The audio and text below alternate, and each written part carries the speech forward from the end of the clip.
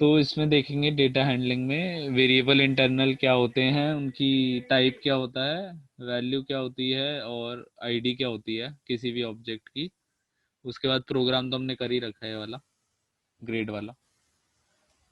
और इसमें देखते हैं कि वेरिएबल इंटरनल, इसमें थोड़ी बस लैंग्वेज हमारी है, बाकी सब तो ऑलमोस्ट सेम ही है, लैंग्वेज है हमारी। तो इसमें क्या कह रखा है, एक पाइथन क्या होती है, ऑब्जेक्ट ओरिएंटेड, ये तुम ट्वेल्थ में पढ़ोगे कि ऑब्जेक्ट ओरिएंटेड प्रोग्रामिंग क्या होती है। ट्वेल्थ में आएगा सब कुछ अच्छे से, ऊप्स आएगा तो तब ज़्यादा डिटेल में होगा, लेकिन अभी एक शॉर्ट सा वो दे रहे हैं इसमें कि ऊप में क्या वो होती है टर्म्स। तो पाइथन, जो भी पाइथन का एवरी एंटिटी, जो भी चीज़ स्टोर कर रही है कोई भी value, any type of data, उसे ऑब्जेक्ट कहती है पाइथन। ठीक है, तो ये ऊप्स में डिटेल में आएगा, लेकिन अभी हम ये देख रहे हैं कि कोई भी एक एंटिटी जो कुछ भी वैल्यू स्टोर करती है तो पाइथन उसे एक ऑब्जेक्ट कहता है, राइट। तो अगर एक वेरिएबल वैल्यू स्टोर कर रही है तो उसे भी एक ऑब्जेक्ट ही कहेंगे। और फिर ऑब्जेक्ट, ऑब्जेक्ट क्या होता है, उसमें बहुत सारी प्रॉपर्टीज होती हैं, और बहुत सारी प्रॉपर्टीज, कुछ भी ऑपरेशंस हम कर सकते हैं ऑब्जेक्ट के साथ। और इसमें एग्जांपल दिए, जैसे इंटीजर वैल्यूज हमारी ऑब्जेक्ट होती है, और ये नंबर्स होल्ड करती है इंटीजर वैल्यू। एंड इसकी बहुत सारी प्रॉपर्टीज होती हैं कि प्लस कर सकते हो, माइनस कर सकते हो, मल्टीप्लाई।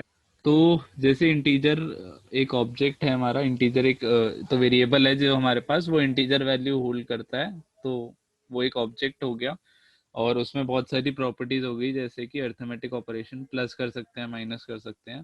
तो एक ब्रीफ सा इंट्रो दे रहे हैं, ऑब्जेक्ट ओरिएंटेड प्रोग्रामिंग लैंग्वेज में क्या टर्म्स होती हैं। हमारे पास एक ऑब्जेक्ट टर्म होती है, तो जो भी वैल्यू स्टोर करता है उसको ऑब्जेक्ट कहते हैं, और उसमें बहुत सारी प्रॉपर्टीज हो सकती हैं, जैसे कि एक इंटीजर। तो ये हमने पहले भी देखा था, हम टाइप फंक्शन यूज कर सकते हैं किसी भी किसी भी उसका ऑब्जेक्ट का टाइप निकालने के लिए, जैसे इसमें है। तो इसमें हमने टाइप यूज कर लिया उसका टाइप निकालने के लिए, जैसे कि इंट होगा, अगर मैंने जैसे ए को 19 दिया और फिर उसका टाइप देखा तो वो क्लास इंट दे रहा है। फिर बी को मैंने 19.0 दिया, और हमें पता है डेसिमल का टाइप क्या होता है, फ्लोट होता है, तो इसने टाइप किया तो फ्लोट आ गया।